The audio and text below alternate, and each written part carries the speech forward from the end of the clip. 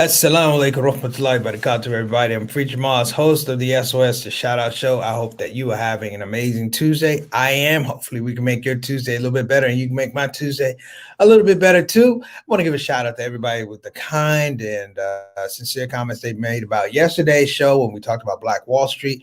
I want to emphasize, if you can, check out the Russell Westbrook produced Tulsa Burning documentary on the History Channel. And if you can, check out the documentary that was actually produced by LeBron James, who's playing tonight. So make sure you check those out. They are just chock full of just so much history. And it's interesting because it just starts tying into the things I'm going to talk about today. Our topic today, of course, is, are we being set up for an insurrection? It's a rhetorical question. Of course, we're being set up for an insurrection. The idea that it was so blatant that I could call an insurrection 2 days before it happened, on January the 4th, telling people it sounds like a coup to me. It led to the fact that historically there have always been these, not carbon footprints, but low character footprints that you can see a mile away. You can hear it. You don't have to see it. You know that the impression is there. And a lot of times when you start thinking about, what does that mean for society? Like, what does that mean for people who have faith in the democratic process, or people who have faith in justice, that the court systems are going to work for them and they're going to make decisions in the best interest of the people and not their own particular party, brothers and sisters? I put before you, brothers and sisters, I submit the evidence that what you saw on January 6th was a practice, brothers and sisters. The only thing that they regret about that insurrection is that they only got a television audience. They thought that they had a larger audience, that the insurrection that was going on in DC would be the insurrection going on in Los Angeles, Seattle, Portland, Atlanta, that this would be a total uprising, not just to put Donald J. Trump in office, but to correct what people thought were the ills of society. The ills of society, the advances of minorities, Black people, Asian, Latinos, to put us in place for once and for all, because they had a mandate from a man that they called God, better known as Donald J. Trump.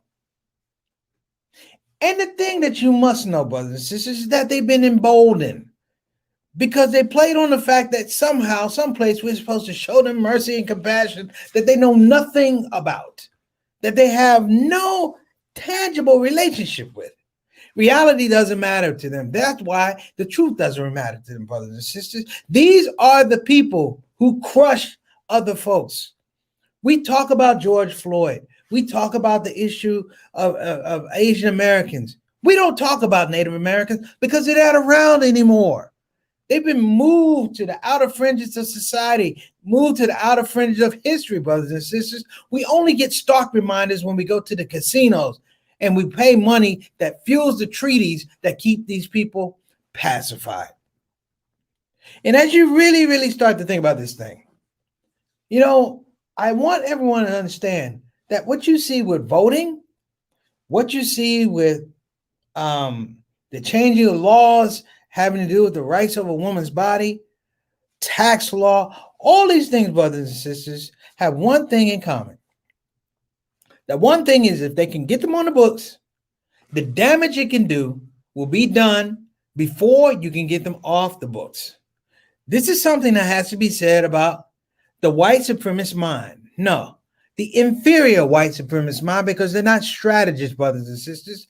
They are copycats. They are copycats and followers. These are some of the most uncreative people in the world. But let me tell you this, some of the most uncreative people in the world kill a lot of people. And they kill a lot of people because they understand that they can't influence them. They don't have the breadth of language. They don't have the breadth of creativity. They don't have the mark of humility. They don't have the gift of gab. And what they do is they put themselves in these enclaves, brothers and sisters. And what happens is they get popular in these enclaves. Let me put this out to you.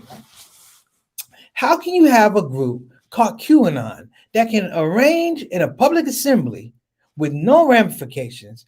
We talk about them every day. People say, I identify with QAnon. They talk about overthrow of the government. They talk about the big lie. And they still are able to collect money and raise support without impunity. With total impunity. I'm sorry, with total impunity. Let me break this down to you. In the early 70s, the Black Panthers came up with a free lunch program, and Hoover tried to kill them all. Now people go, what are you talking about, Preach? I'm telling you the fact. You know what? We're not being set up for another insurrection. Damn it. We're in another insurrection. That people have the space to say and do what they want to do, irregardless of the law, because they know something about the law. Here's what they know about the law. When you make the law, you can break the law. I'm sorry, Black folks. I'm sorry, Latinos. I'm sorry, Asians. I'm sorry, Native Americans. We've never been able to repeal laws because we didn't make the laws. And we were never, ever privy to the intentionality of what the laws were meant to do.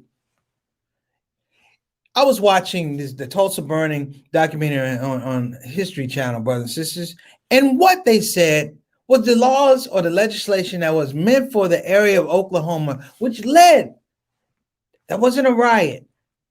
It was a riot, but it was an insurrection. It was an insurrection against Black life, an insurrection against Black wealth, an insurrection about Black opportunity, an insurrection about Black hope. You don't realize, brothers and sisters, that the laws that came after slavery literally stood to extinguish and exterminate Black hope. And here you have it right now. You have a plethora of laws that are meant to extinguish Black hope. And this is a thing you must know, because if you extinguish Black hope, you done killed everybody else's hope, because it's the strongest hope that you can have. It's the hope that it's broken criminal justice systems. It's broken the voting system. It's broken slavery. And this power, brothers and sisters, is what scares them the most. And so as you begin to look, and as we talk about this idea, again, of are we being set up for an insurrection? No, we are in an insurrection. I have proof. We're going to be back. Let's start it. I'm Preacher Moss. This is a ShOUT show. Hit me.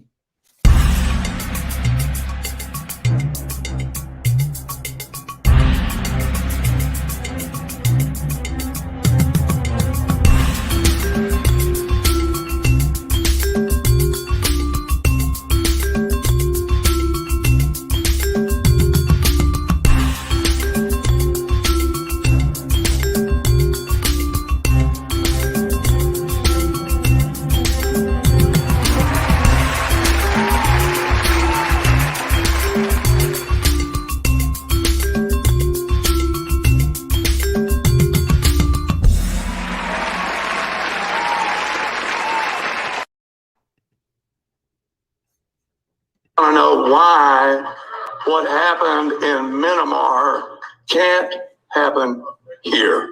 No reason. I mean, it should happen here. No reason. A former U.S. Army Lieutenant General and former National Security Advisor appearing to endorse a military coup here in the United States. Trump won. He won the popular vote and he won the Electoral College vote. Michael Flynn spent Memorial Weekend at a conference in Dallas attended by QAnon supporters. So too did Sidney Powell, who was part of the former president's election legal team. Powell, who has represented Flynn, said Monday that the media had grossly distorted Flynn's comments. She denied Flynn had encouraged violence or a military insurrection, but she didn't explain what Flynn had meant.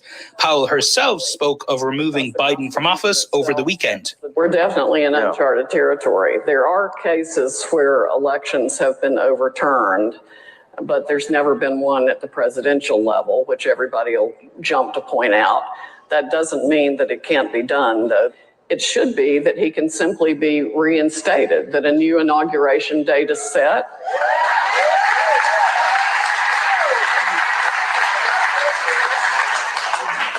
And Biden is told to move out of the White House, and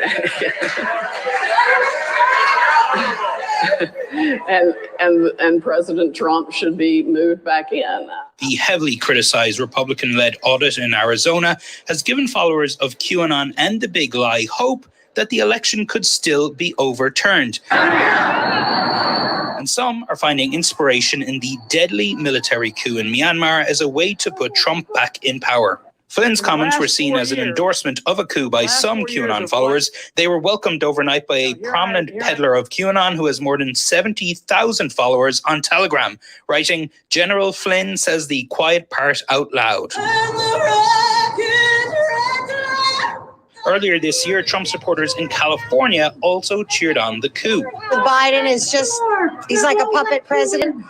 The military is in charge. It's going to be like Myanmar. What's happening in Myanmar? The military is doing their own investigation, and at the right time, they're going to be restoring the republic with Trump as president. What's going on in Myanmar right now? The government took over and they're redoing the election, correct? That could possibly happen here, possibly. Would you like to see it happen? Absolutely. I would like to see it Really? happen. Yes. You know why?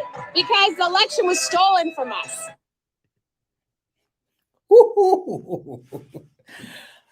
I'm here to tell you, folks, I'm a comedian, but I can't make it up.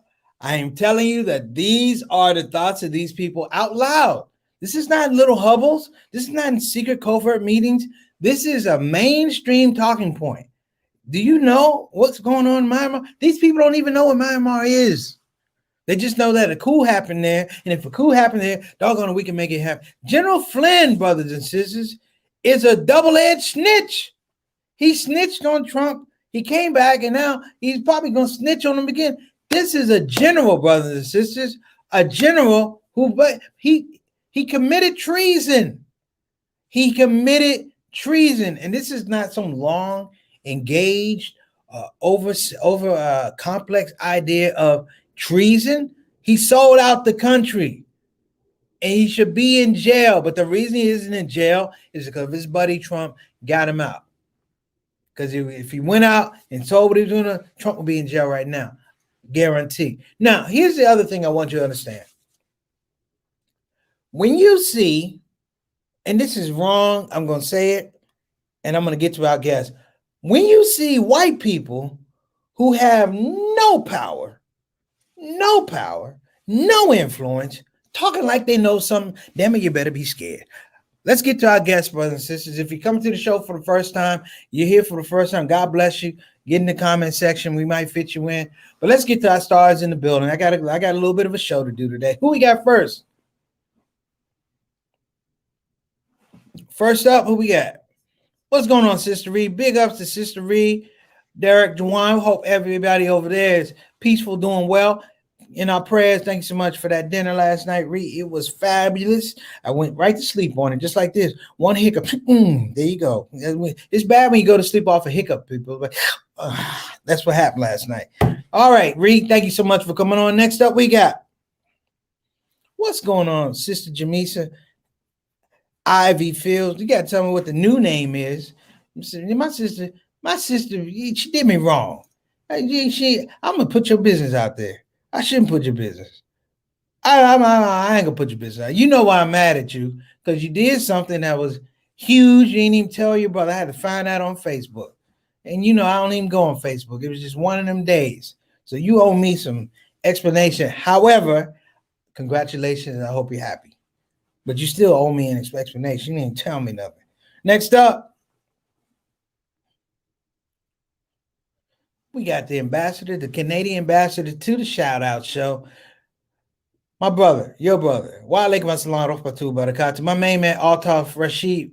Altaf, as an American citizen, you need to make sure that the border between the U.S. and Canada is buffered to make sure that these white people don't come over there and start spreading that nonsense of QAnon and all. Keep them on our side of the road. Just don't let any white people over anymore. Just do like they used to do the black test with a black paper bag. Just put this up to their face, and if they're white, don't let them in.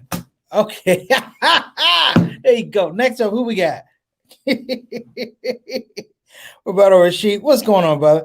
Roberto Rashid, you come in blazing, my brother. Welcome to the Shout Out Show. You put it right where I said Roberto, you sound like them old brothers that be playing checkers at the gas station. These mothers are crazy. That's right, brother. And we ain't talking about your mama. I know what you're talking about, Rashid. And I totally agree with you, my brother. Because this is the thing, brother. You're going to find enough people who are crazy. They're going to get in space. They're going to be a bunch of people that's so crazy that all of a sudden they think they're reasonable. That's what I'm talking about. Roberto, welcome to the show. You are official member of the Shout Out Show family. Next up, we got Sister Ika coming all the way from Indonesia. Now, don't call it Jakarta, call it Depot. How you doing, sister? Thank you so much for coming on the show. We appreciate your support. Big blessings to you on your catering business. We hope that's blowing up and you're getting all kind of business. I wish we could cater from the Shout Out Show. If we would, we order $100 worth of product. All right, but in the reality that we can't do that, let us send you some dua, and we hope that you're successful. Peace and blessings to you and your family. Next up, we got Sister Satana, our consultant producer, making it happen here on the ones and twos of the production piece. We appreciate you, Sister Satana. We don't tell you we appreciate you daily. We need to say it twice off the air. Boy, I appreciate you coming on here and making this thing work for me and work for everybody else. The production has been a lot smoother and people are really, really responding. And you don't do it alone, brothers and sisters. You have to have a team. I have Sister Satana and the Shout Out Show soldiers, the Shout Out Show family. And this thing is, it's a blessing. It's a barakah. It's an honor from Allah subhanahu wa ta'ala. Thank you so much. Next up, we got who? Next up, we got the title. All right. So let me not even back up, brothers and sisters. Let me put this in your purview. That what you're seeing, like they're talking about Black Wall Street, and they're talking about how the Black people were massacred, But that wasn't the only riot. There were riots around the United States at that time. Black Wall Street was one of the worst, but there were so many other pockets where it happened, and not just in southern towns, in northern towns. You know why? Because the juxtaposition of Black people coming from nothing to a situation where they were developing wealth, economy, and here's the thing, a pathway to greater understanding of themselves, it scared white people. It scares white people now. They can't kill you like they did in Black Wall Street. They can't kill you. Why? They got guns, we got guns. Got a lot of guns. But the way they kill you is in legislation. The way they kill you is to make sure that when you have a COVID-19, my brothers and sisters, and the businesses fail, I've told everybody, 96%, 91% of Black-owned businesses didn't get access to the PPP loans, small business loans, they didn't get that, which means a lot of them are not coming back. Latino business didn't get any. 96% of them did not get anything. So they got no support. Meanwhile, all these other big businesses who didn't need the money got support. Tom Brady, the Super Bowl champion, they got $18 million or some ridiculous amount of money. I don't even know if they gave it back. A lot of them did give it back. You know why? They said, because it's my money. If you give it to me, it's my money. How many times have you had money and then they tried to pull it from you with these weird taxes, with property taxes? The game is really cold, brothers and sisters. The game is really cold. And I've said this before, and I will say it again. When you look at an opponent, don't look at how the opponent wins. Look at how the opponent loses. Let me say this again. Don't look at how the opponent wins. Because if it's an inferior opponent with no character, the only way they're going to win is they cheat. Look at how they lose. Because the idea how they lose gives you a strong DNA understanding of culture. So it's not so much I did X, Y, and Z. This is what I learned from my culture, brothers and sisters.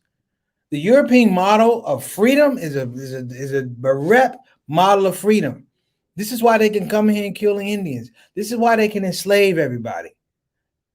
White supremacy is the insurrection, brothers and sisters. And it's only a few things that are going to push it back outside of the help and the protection of Allah subhanahu wa ta'ala.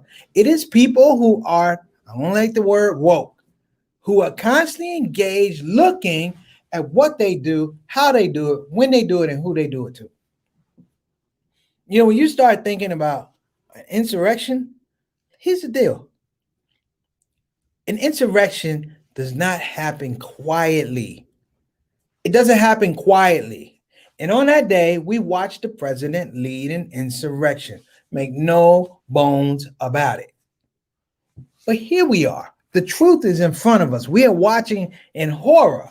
I'm in DC at the time this is happening. We are watching in horror. In fact, the ShOUT show is going on at the same time the insurrection is happening. People are watching in horror. I'm like, yo, this is a flashback almost to 9/11. When I had to get off a plane in St. Louis, they told us to get off the plane in St. Louis. They said, get your stuff, get off the plane. They're going to tell us what was wrong when we get back on. I walk around the corner, there are a bunch of people, mostly white people, looking at a TV screen in a bar at 10 something in the morning. And you know what? I'm watching planes going to a building. And I'm like, yo, why are all these people so freaked out watching True Lies by Arnold Schwarzenegger? They said, nah, this thing is happening for real. I'm like, for real? They're like, for real. Brothers and sisters, the same thing happened with this insurrection. Don't be fooled. Don't be fooled. Don't be fooled when people try to tell you this is the thing when it's really this thing. January 6th was a dress rehearsal. Why in the world, brothers and sisters, can you not have a commission on something that you saw happen right in front of your face? How can you block, if you will, a commission on an insurrection that everybody saw? I saw it, you saw it, mama saw it, daddy saw it, children saw it. The world saw it, and now you don't want to have a commission on it. Why not? I'm going to tell you why. Because snitches get stitches. That's why. Snitches get stitches. And I'm going to tell you why. Because you get those Republicans in there, it's going to be a GOP version of First 48. Everybody's telling on everybody. You know why? Because that's the way white folk do when they get a little bit of power and they think they can take power. And here's the deal. When they get a little bit of power, some of them believe the only way they can get more power is to take it from you, brothers and sisters. To take it from you, brothers and sisters. And when I say take it from you, it's not your power. It's your capacity. Again, for me to win, you must lose. For me to be right, you must be wrong. Here's the deal. Here's the doji on this. The fact of the matter is, that's a very, very, very poor, demonic, unchristian, unmuslim, unhumane thought process. And as you watch these people congregate around the halls of Congress and some of the same perpetrators are walking around. The same perpetrators are walking around. Would you want predators around your children, brothers and sisters? Would you settle for pedophiles hanging out with the kids? Dressing up in clown suits and rubber noses. Hi, kids. No, you're not a clown. You're a killer. You affect the balance of good life. Here's the deal. You affect the balance of good life. You don't want good life for anyone else but yourself. And then the scary part is you wouldn't know what good life was if it hit you in the face. And here's the thing that stands in the juxtaposition. There are people, believe it or not, who understand what a good life is. Who understand that I want a good life, not just for myself, but for my neighbor. And the goodwill towards Black existence, Black life, Black potential, Black engagement, Black education, Black fulfillment has never been there, brothers and sisters. I submit to you that Greenwood, Tulsa, at that point in time, they were a sitting duck. They were a sitting duck. And those people, hear me out, the same thing that happened in Washington, D.C., were looking for a trigger. Any trigger they could find. Any little trigger they could find. Any big trigger, but any little trigger. The story goes, and you can go back and watch it. I've read it. I've done my research. The story is, check this out. There's a young man. I won't say his name, but, there's a young man. He's a shoe shine guy. He works for a white man at a shoe shine stand. Now, they don't have Black bathrooms. Okay, you gotta remember it's segregated. So this white man says, I've worked it out for anybody working on shoe shine. If you have to use the bathroom, brothers and sisters, you have to go to this building, this white building, go to the 4th floor where there is a Blacks only bathroom. Had a little white girl working in an elevator. He gets in the elevator. They say something bumps. She moved to it. She screams. He runs off. All of a sudden, guess what? He assaulted her. He didn't assault her. It was a bump in the elevator. But it might have well been that he did something terrible, horrific, and violated this white girl. And let me say this to you. All you old white crackers out there, stop. Don't nobody want your women. Your women don't want you. Stop acting like all these brothers think about is somehow getting our hands on your little white women. Sorry, it ain't all that. You ain't all that. I mean, if your game was tight, you had to worry about brothers, good-looking black men like me. You wouldn't have to worry about it. You could live your life. We ain't coming in your neighborhoods looking for you. You come in our neighborhoods looking for culture, looking for class, looking for to be validated. Because you hang out with black folk, yeah, you cool. A black man go hang out with a bunch of white folk, he can sell out. See how the balance works? See how that is? You know, it's almost like the old pimp game. Let me tell you, white boys, something. When a white girl comes over to a black man, like the pimp said, your chick chose me. I'm done. So here's the last thing I want to say, because we're already at 26 minutes. Okay.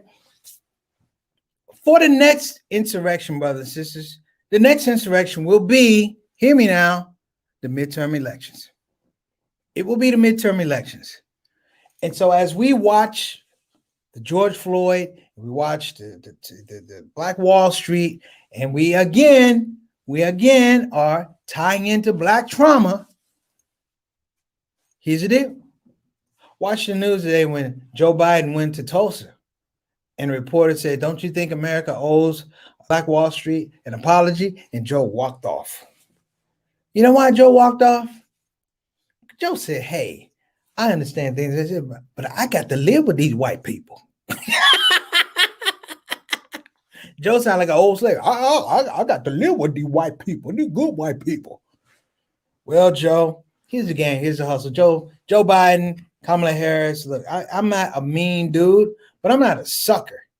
And there are plenty of people who are just like me. We good people, but we ain't suckers. And stop coming around telling us that the political system is going to work. It works for you. It works for you. If you're out here, like my uncle used to say, getting it out the mud, it's a totally different conversation. And these white people don't get it out the mud. They don't get it out the mud. They don't even know how to get it out of the mud. All they do is wait for us to get out of the mud, and they steal it through taxes and laws. And this is illegal, and you can't have this much, and a work permit costs this much, and a license costs this much. Constantly controlling the aspect of financial freedom.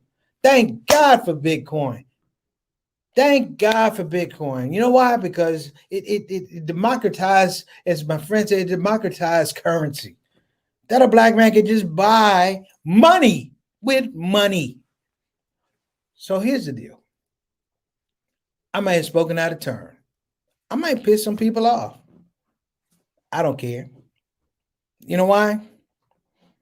Because people haven't apologized to the people they need to apologize to. So I am going to follow your suit. All you white people talk about Myanmar, go over there. See how they treat you. See how white people are. See how these white supremacists are. They always want you to go somewhere that they ain't going to go. You know why? Because you go over there, they're just going to take your space. It's a hustle. It's an old hustle. And I'm going to tell you about some of these people who call themselves congressmen. Oh boy, I had to catch myself. Satana had to catch I almost let one rip. Oh boy. But let me say, on behalf of a lot of black people, most Latinos, and my few Indian, Native American brothers and sisters that are still here, and my Asian American, white America that couches white supremacy, you are the most moist people on the face of the earth.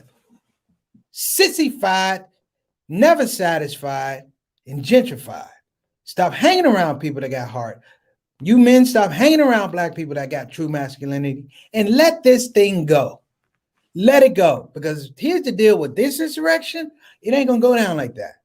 Because you got a whole lot of people that are watching, myself included. And this time, brothers and sisters, believe me, you will meet resistance.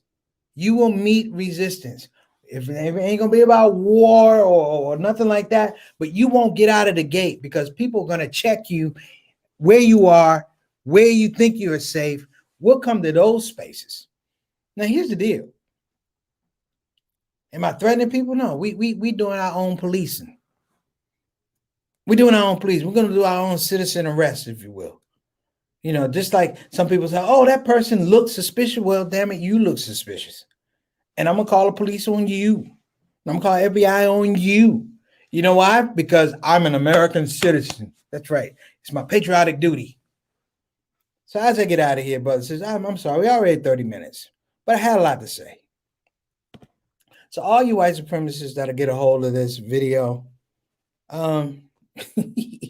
you ain't gonna come see me, and I ain't gonna come see you. Because if you come see me, you know what it's gonna be. And if I come see you, I know it's gonna be. You gonna go look for people to cry. He came to see me. And here's the deal. I ain't gotta fight you.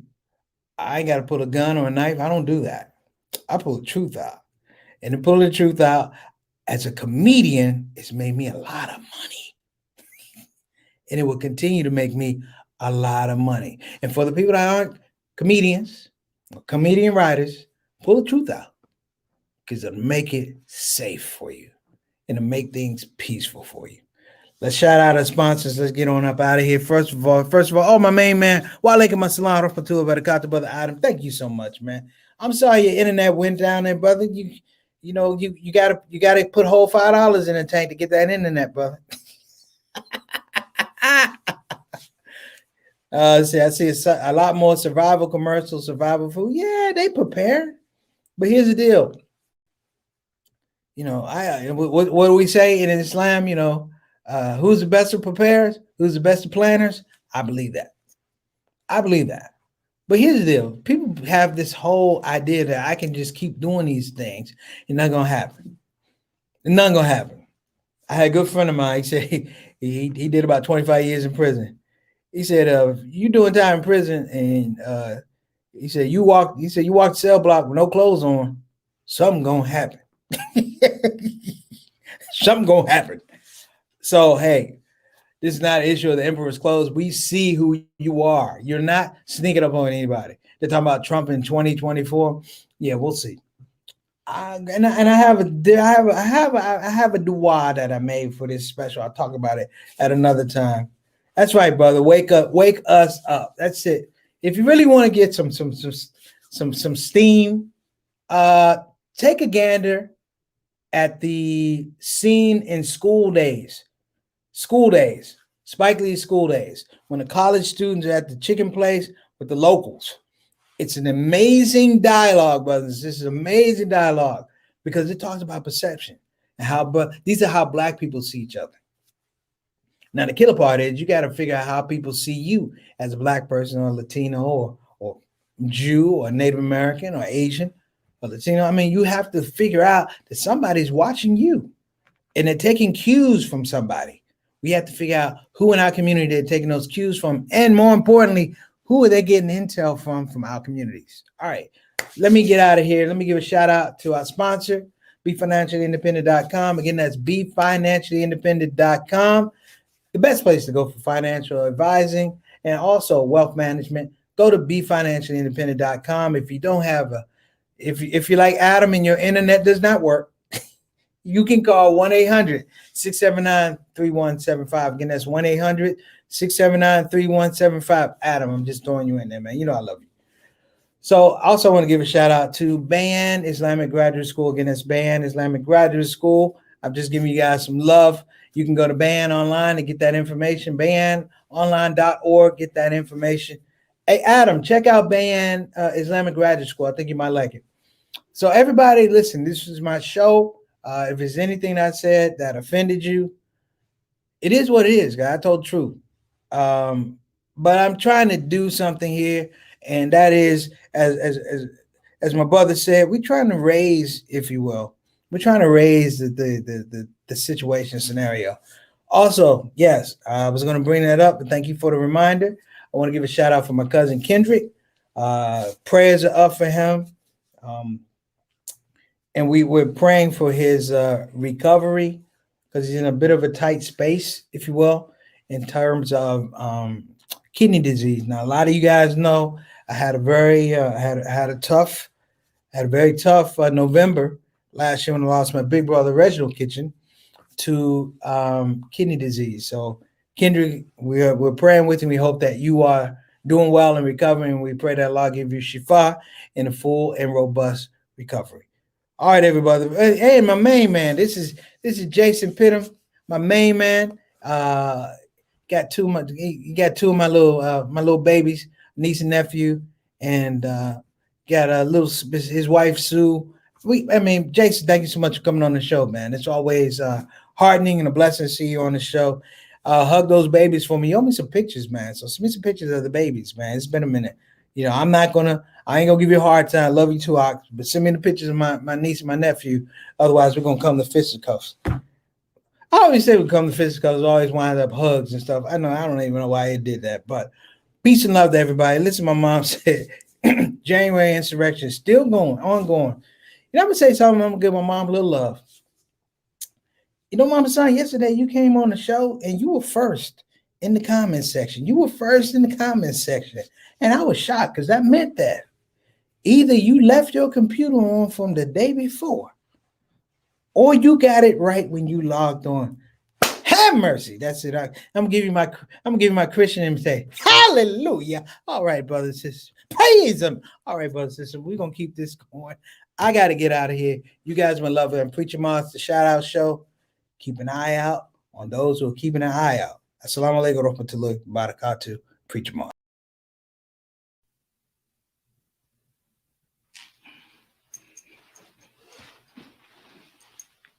Yo, assalamu alaikum. I'm Preacher Moss, comedian extraordinaire, but I like to add a new title to my name. I'm Professor Preacher Moss. You know why? Because I just graduated. Wait a minute, let me get this out of here. This is it. Okay. I'm Professor Preacher Moss, and it's come through the courtesy and the blessing of the Muhammad Ali Scholarship, which came through Bayan Islamic Graduate School. Now, listen, I know a lot of you people are thinking, can I do it? Yes, you can do it. This is the part where I'm supposed to say, it's easy. It's not easy. Listen, it was easier to get this degree. Trump would be a mufti. I digress. Listen, though, for you brothers and sisters that are interested, go to bayanonline.org, and you could be like me. Put yourself in the picture for Islamic education. Wait a minute, there's a picture right there. Sound like them, everybody. Take care. Preach them all.